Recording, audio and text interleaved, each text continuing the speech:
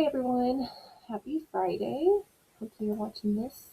So I'm going to start out with I was just in lessons and we're in lesson two, the later romantic period. Okay, the introduction here, some learning objectives. So I have not specifically assigned poems yet. I can tell you ones that I think we're going to read. I think we're going to read this one and an elegy to the death of John Keats. And I've got a couple John Keats poems that we're going to get into. We're not going to read anything from, I'm sorry, we read something from Lord Byron, but I'm not going to read anything from Felicia Dorothea. Um, and then we'll do our and stuff like obviously.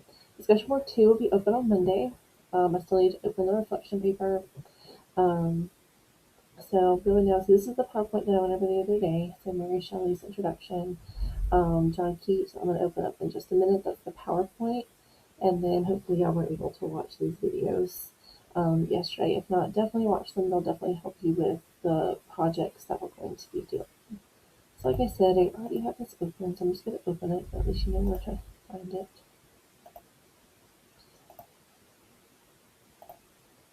Okay, John Keats. You want to talk about someone who didn't have such a good life? Well, we can talk about John Keats. Alright, so this is a video. I'm not going to show it here, but if you want to learn more about him or if you need help writing your reflection paper, this is a good source. Like I said, if you open up that PowerPoint, you'll be able to access the video. Alright, so some background. John Keats was born in 1795 in London, England. He was the oldest of four children to his parents, Thomas Keats and Frances Jennings. Keats lost both of his parents at an early age. When he was 8 years old, his father was trampled to death by a horse while at work. And then 6 years later, Keats lost his mother to tuberculosis, which would almost seem like it was definitely following John Keats around because tuberculosis kills a lot of people around him, including himself.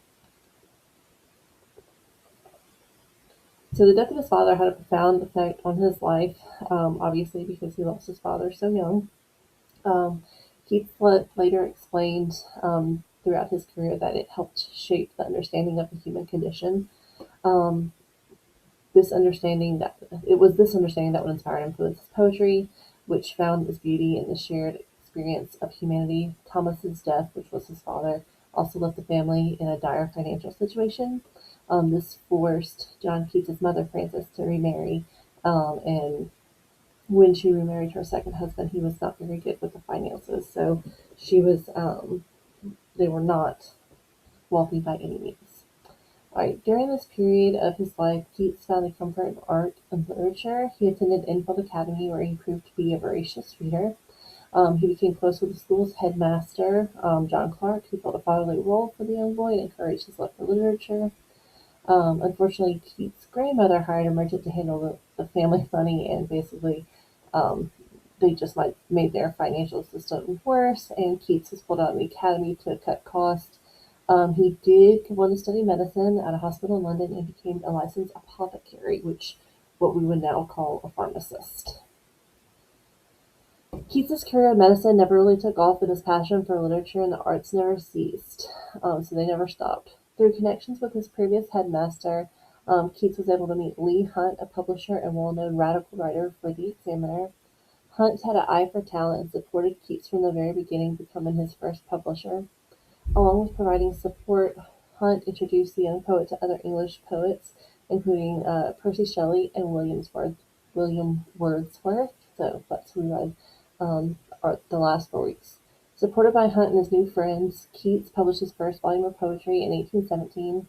His daring and bold style earned him a great amount of criticism from some of England's most revered publications. The pushback received was so harsh that Keats became wary of publishing pretty much anything.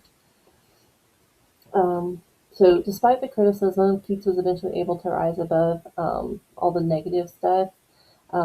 His famous doctrine, negative capability, allowed him to transcend constraints that he was experiencing and far exceed what he thought was possible both creatively and intellectually.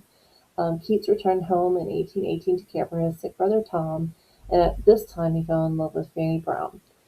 He continued to write and produce some of his most famous works at this time. When Tom died, Keats took a break from his writing, but he returned to it a year later. Unfortunately, not many of these pieces were ever published in his lifetime. Some were finally printed about 30 years after his death. This is his grave. Um,